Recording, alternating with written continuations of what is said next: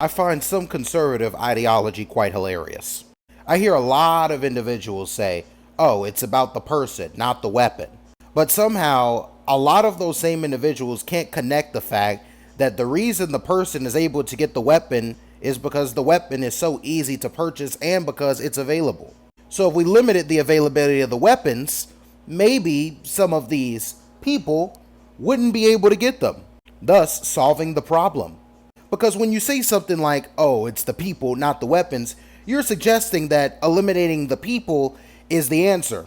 And well, where I'm from, we call that a pretty horrible action when you eliminate people, thus leaving us with only one choice, and that's eliminating the weapons that these people use, or at least making it a lot harder to attain them. Now, there are some instances where things like the Bill of Rights and the Constitution can be changed. It actually can happen. And many will make the argument that the right to bear arms is one of our rights. And I agree with you. It is one of our rights as American citizens to bear arms.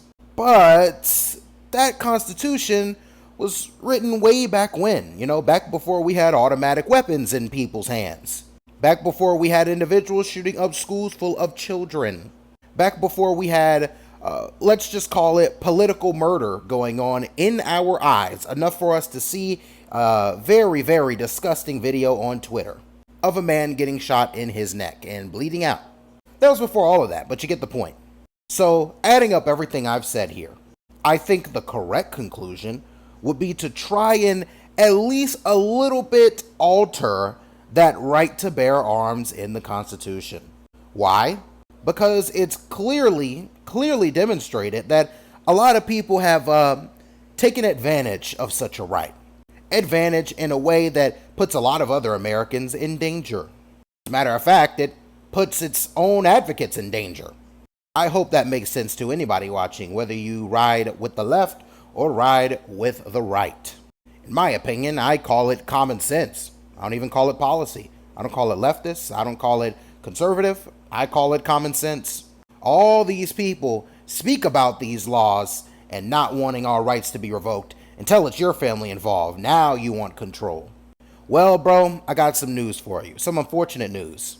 People are passing away every day due to your inability to introduce restrictive weapons laws in your states or your union. In other words, yes, citizens, the government is failing you. And they have failed you. But yeah, that's just basic logic from me. Perhaps I'm not an expert, but I am somebody who has a PhD in common sense. Hopefully our world leaders have the same degree.